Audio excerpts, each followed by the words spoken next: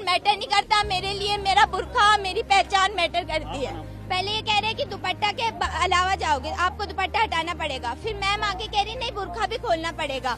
अगर एनटीए ने हमें अलाउ किया है तो ये लोग हमें नहीं रोक सकते। क्या किसी स्टूडेंट को अपनी तालीम और अपनी मजहबी पहचान में से किसी एक को चुनने पर मजबूर किया जाना चाहिए? एनटीए पेपर कंडक्ट करा रहा है, वो रूल बताएगा। एनटीए ने कहा है आप रिलीजियस अटायर पहन कर आए, आप चेकिंग करवाएं, आपको जाने दिया जाएगा। तो ये कैसे रोक सकते हैं? फिर ये कह रहे हैं कि हमारे कुछ रूल है, हमें अलाउ नहीं किया। ऐसे कैसे अलाउ नहीं किया? आप एनटीए के अंडर में काम कर रहे हैं, फिर आप कह रहे हैं हमारे रूल है, हम आपके रूल थोड़ी मानेंगे। हम तो एनटीए का पेपर देने आ रहे हैं ना, हम एनटीए का रूल मानेंगे।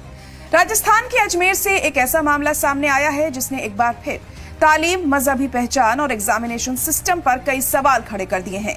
18 साल की कुलसूम बानो नीट यूजी 2026 का दोबारा एग्जाम देने के लिए ब्यावर से अजमेर पहुंची थी, लेकिन इनका इल्जाम है कि एग्जाम सेंटर पर उन्हें सिर्फ इसलिए अंदर जाने से रोक दिया गया क्योंकि उन्होंने बुर्का और दुपट्टा पहन रखा था।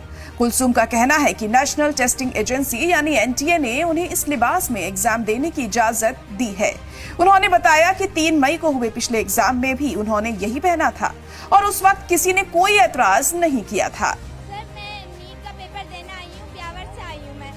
उसके बाद ये लोग कह रहे हैं कि मैंने 3 मई को पेपर दिया था। अब मैंने तब भी इसी हालत में दिया था जिस हालत में मैं खड़ी हूँ। मैंने बुर्का पहना, मैंने दुपट्टा पहना।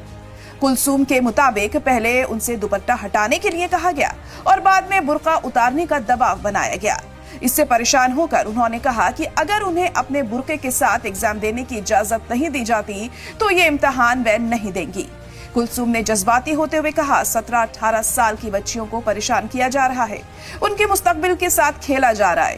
पेपर लीक सिस्टम करवाता है, बच्चे नहीं।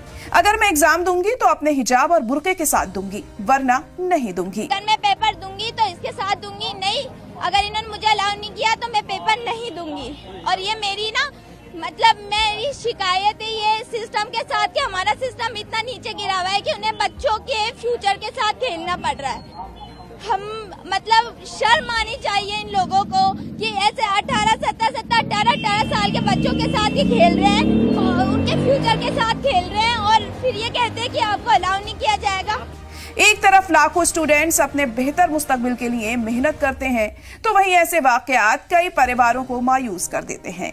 सवाल यह है कि अगर सिस्टम इजाजत देता है तो फिर कुछ एग्जाम सेंटर्स अपनी मनमानी क्यों कर रहे हैं?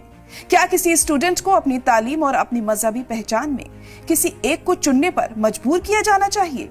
ये सवाल अब सिर्फ कुलसूम का नहीं बल्कि पूरे मुआशरे के सामने खड़ा है।